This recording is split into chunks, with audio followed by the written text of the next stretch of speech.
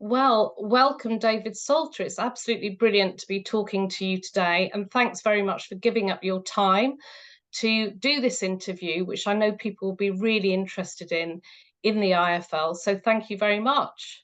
You're welcome. Let's start, if we may, with just going back and asking you about your career more generally and how you got started and how you dealt with things in your career. So just tell me a bit about that. Yes, Suzanne. Well, I qualified in the early 1970s. I trained at your current firm, Mills and Reeve, which at that time had one office and one office only in Norwich, in East Anglia. And it was considered to be a very large firm for that part of the world, and indeed for the provinces generally. And I did very non-specialist work at that time. I did everything. I did conveyancing. I suppose it was mainly a litigation focus.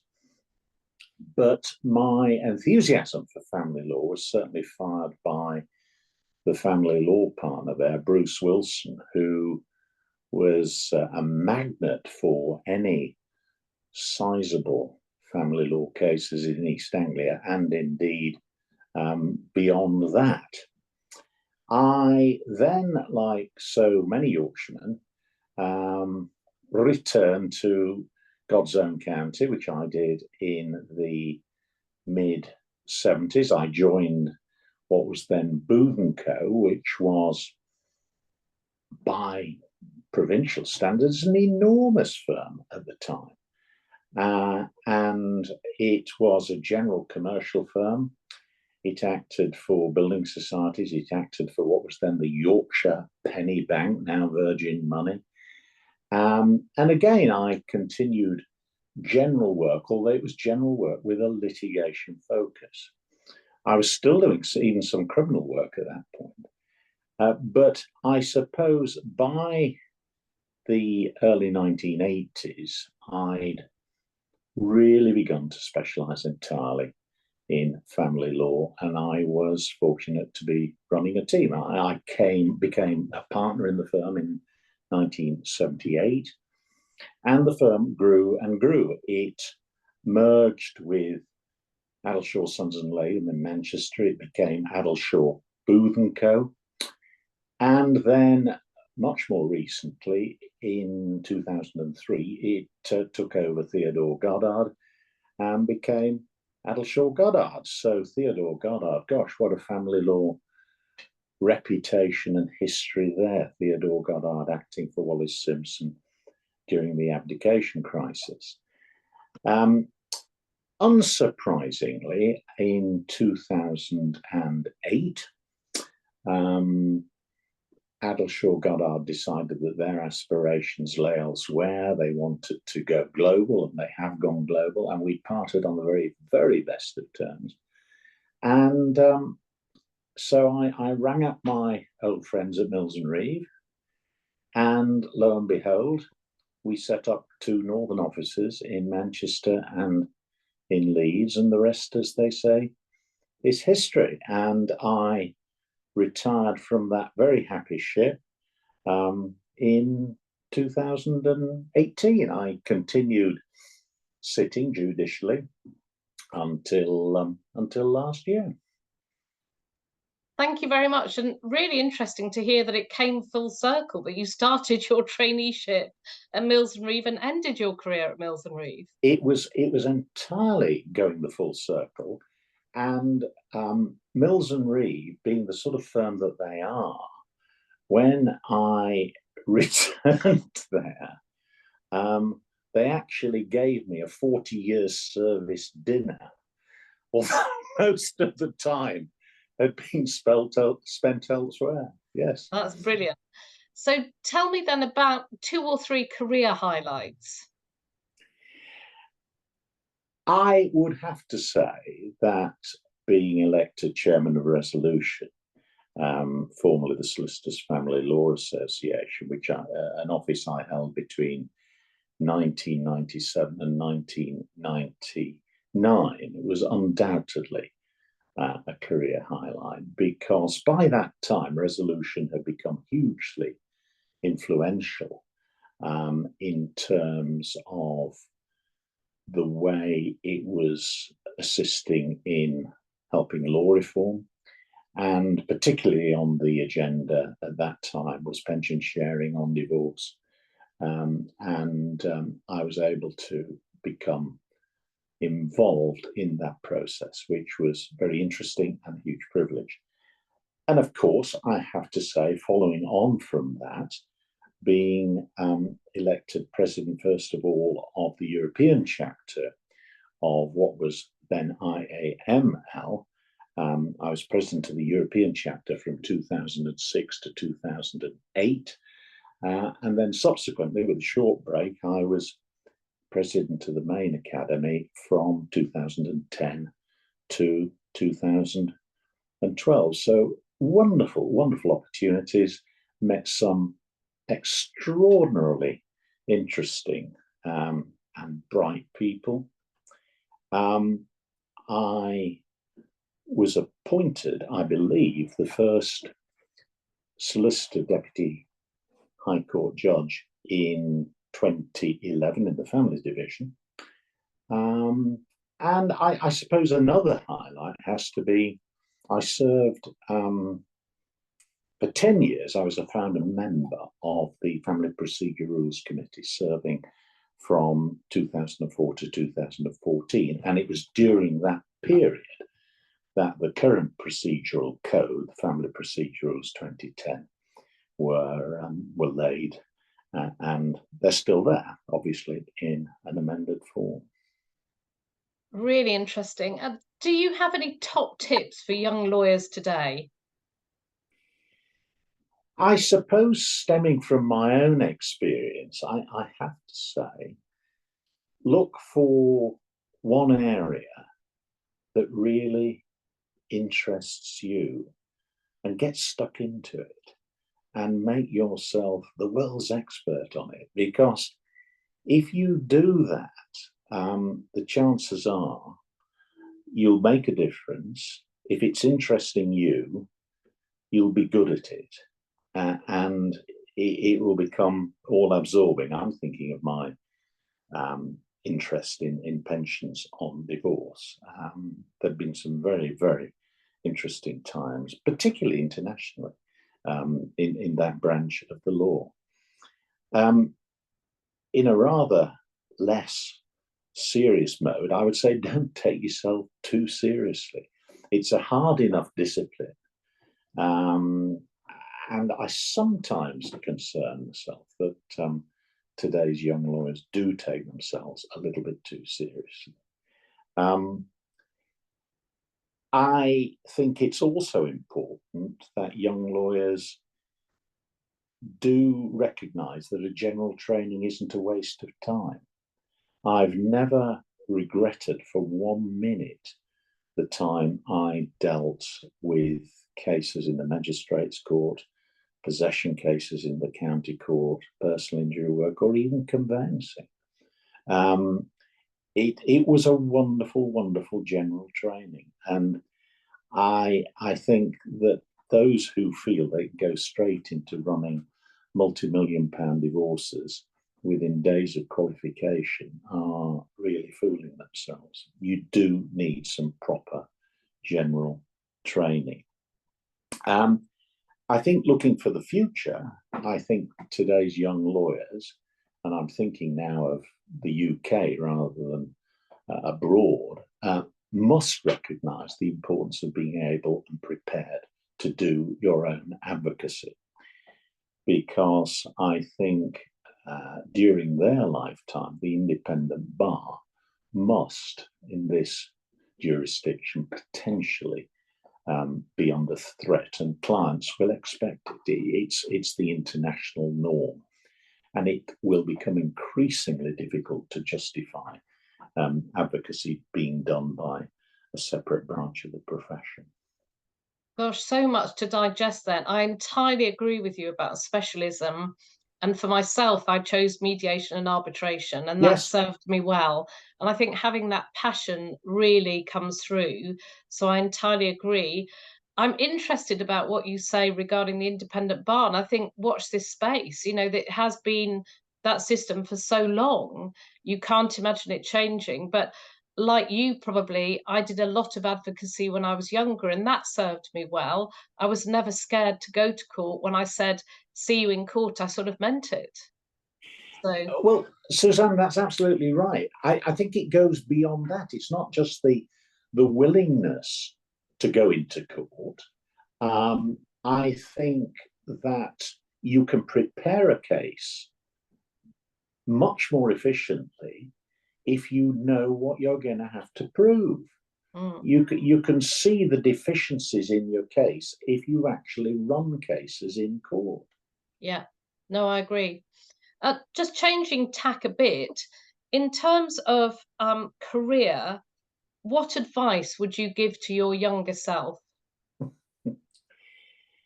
Um, that's a difficult one. I think I was privileged, and I know from speaking to my contemporaries, a lot of us think that we were very lucky in growing up in a golden age of family law. There was loads of legal aid about. There were very few family law specialists. So you weren't fighting tooth and nail to win cases. Um, I think what I would say is early on, have confidence in your own judgment and your own analysis. And it's very easy for me at my age to say that. I just wish perhaps I had much more uh, of that type of confidence early Mm. on. I do see it in young lawyers, and it's a quality that I really do much admire. And David, were you able to balance work and life throughout your career? I don't think I was very successful at that at all. I know that certainly, particularly with professional association commitments, particularly resolution, um, that my family did suffer. And I do regret that. Of course, I regret that. I think IAFL was rather different because involvement was much more concentrated around the meetings. Um, but I think they understood. I hope they understood. I think it was best reflected when Alice, my youngest, she must have been, I suppose, about 11 or 12. And she shares a birthday with Nick Wilson, who was in the Supreme Court. And the two of them were together at our IFL meeting. And Nick said to Alice, "Oh, Alice, it's your birthday. It's my birthday today. What would you like? What would you like for your birthday?" And she said, "Oh, I'd like a stakeholder pension." And he looked at me. He looked at me. He looked at me, and he said, "David, this is a very severe form of child abuse." I was, I was quite stunned that she came out with this answer. And but today's lawyers, I don't know if it's better or if it's worse, because there is so much remote working. You're working at home today. Um, Speed of response is expected to be absolutely instantaneous, Yeah. and I do see cases of family law burnout, and I think it is because of this speed of response, very demanding clients, the nature of the work, all of that together creates this extraordinarily stressful environment. And I do wonder, particularly with very long emails, there seems to be this natural knee jerk reaction to want to reply instantaneously. And I do think young lawyers today might well benefit from saying, well, the instantaneous response isn't the best response. And the old advice, write the one you want to write, sleep on it, and then amend it to the one that you should send the following day, still holds good. I agree with that. And quite often I draft an email and put it in Yeah, my drafts and yes, leave it there and don't send it straight away, particularly if I think it's a bit contentious or I'm not quite sure about something, just leave it. But I suppose the converse of what you're saying is, of course, today there's a lot more about a mental well-being and help and support for lawyers, which actually didn't really exist so much when I'm guessing when you were younger. that is absolutely right. I don't think anything of that nature did then exist. People might talk informally to someone of their own generation that they trusted. I do wonder whether young lawyers today are prepared to access that support, Mhm. um, or whether it's in some way seen as stigmatizing them. I would hope not. Yeah, I think it's mainly confidential. So I really hope that people do access it. And Yes, there is quite a push, I know, in England and Wales to have this family law supervision, which has yes. really taken off. So that's good. Just changing tack and back to the IFL. When did you first become involved with the IFL? Or Our first, IAML as it was? yes, indeed. I was invited to join in 1994. And the first meeting I went to was in Paris. Um, and it was a much, much smaller organization in those days. It will be true to say that if you'd been to a few meetings, you almost certainly knew all of the regular attenders, and that carried a benefit all of its own. I think I'm right in saying I was the first English fellow outside London. So that was quite something as far as I was concerned.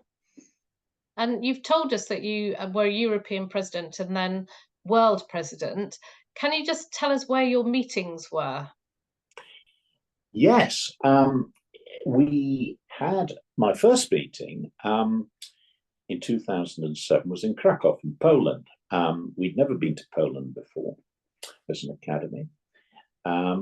And I made a very, very foolish mistake. I decided that the Salter era was going to be one of democracy and choice and fellow participation. So I said to them, I would like to propose three venues for the 2007 meeting, and these will be Krakow, Harrogate, and Stockholm. And we took votes, and I naturally hoped they would say, come to Harrogate. Krakow got about 47 votes, Stockholm got 23, and Harrogate got 2, of which one vote was mine. So that told me one thing. It told me that if you want to go to a particular venue, you don't put it to a vote, you decide and you go. And so in 2008, with that in mind, we went to Rome and we had a wonderful meeting there, greatly assisted by Andrea Russo, who's sadly no longer with us.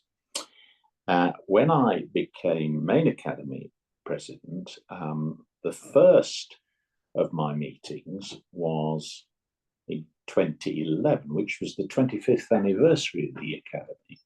And I decided we were going to have that in Harrogate, and we did have it in Harrogate.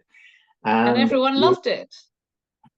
I think they did, Suzanne, but you will forgive me if I say this, that there was a certain metropolitan disdain about going up to Yorkshire. And I can still remember one particular fellow saying to me, well, David, what are we going to do up there? Are you going to take us down a coal mine? I said, oh, what a wonderful idea. what a wonder, we could go to the National Museum of Coal Mining. That would be a fantastic idea. We did not go down a coal mine. We went to Harewood House, where we had the welcome reception, which was absolutely splendid. I remember, as is traditional within the academy, the year before you show a little video of where you're going to go and so on. And I showed the Hale and Pace video of Yorkshire Airways. I don't know if you're familiar with it. You can still watch it on YouTube. It's absolutely hilarious. I'll be watching it next. And there's a substantial body of the audience, non-English, who thought this was serious. There were two classes, Alan Bennett class, which was business class, and working class, and absolutely wonderful, absolutely wonderful. And then finally, in 2012, we went to Singapore. And had an absolutely great meeting there. Fantastic. And are there any particular highlights you want to tell us about? Well, at the Harrogate meeting, it would certainly have to be Baroness Hale as the keynote speaker. That was really quite wonderful. And at the final Saturday night dinner, it coincided with last night of the proms. And so, being the 25th anniversary, we decided that we'd have our own brass band. And we had a brass band, and it did all the traditional last night of the proms music. And the conductor of the band was absolutely fabulous. He said, well, I'm now going to play a solo. I'm now going to play a solo on the horn, but unfortunately our deputy conductor is ill today. Is there any member of the audience who's prepared to come and just take over? And Nick Mustard stepped up, and he was an absolute natural. He buffooned around with it, tapped his baton on the music stand, told everybody to start again. Everybody thought it was rehearsed, but it was entirely spontaneous. Fantastic. Absolutely brilliant. We then go on to Singapore. Alan Ward was awarded the Presidential Medal. He was perhaps the shortest holder of the Presidential Medal in the history of IAFL. He managed to hold it from the time of it being presented to him until he lost it in the long bar at Raffles after dinner. I think that's right. I think that's a sign of a good night. It's the sign of a good night. If I'm wrong on that, I'm sure Helen or Alan will ring me up and contradict me. But on a more serious level, I think the highlights for me would have to be the founding of the travel scholarship. I think my immediate predecessor as president had been Ian Kennedy, and Ian's presidency had really marked a transformation of the academy into something that was serious and wanted to make its mark in family law. And the travel scholarships, my main concern was that so many young lawyers were drifting off into commercial spheres, not understanding that family law had an enormous amount to offer in terms of very varied, interesting work with an international dimension. And these scholarships certainly enabled that to be experienced. And the holders of those scholarships I'm still in touch with one or two of them. They had wonderful experiences, and I know that in an amendment that the scheme grew from the English one, and it's in an amended form. It's still there today, and I think it's so important, and I'm so happy that the Academy was prepared to spend money doing this. I think the second area that I was delighted took place was the expansion program, which I got underway because I thought it was so important that we looked at underrepresented or unrepresented jurisdictions and went out there and tried to recruit. I know there were many difficulties of which you're aware in securing representation, but there are ways of overcoming that. And the growth of the Academy since the time I'm mentioning, 2010, 2012, bears witness to the fact that that has largely been overcome. Brilliant. Thank you very much. Having been involved for a long time, can you give us 3 reasons for joining? Well, I think it has to be, and I go back to the Paris meeting that I referred to and described. It's being able to refer to and seek advice from family lawyers overseas that you've met, and you know that you can rely on them, and you know that you can trust them. You're not just looking into a book or on a website. You actually know them. You've spoken to them, and I think that is just so important. It's also about getting to know other senior lawyers in this jurisdiction. A lot of the people I know well in London, I met really through IAFL.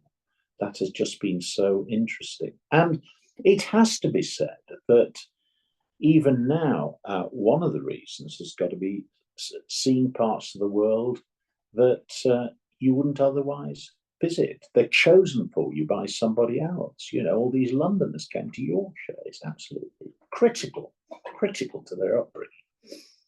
Perfect. And thinking now about the future, do you have a vision of the future for the IAFL? What should we be concentrating on? Well, it's not really for me to say, it's for the next generation, but I do believe that there's still work to be done on representation in underrepresented and unrepresented jurisdiction. I think that's still work in progress. I think that is still very important. Certainly, when I was president, we did not engage very much in the field of law reform. I think that the work the Academy has done has been enormously important. My belief is that it's mainly important in relation to international conventions where the Academy really does have a role to play. So in terms of the way the various Hague conventions develop, I'm less convinced about harmonisation. I can see that, yes, we can all learn from each other, but I'm less convinced that that is a proper role for the Academy to fulfil. And now you're not working, how do you spend your time? Well, I've not completely retired.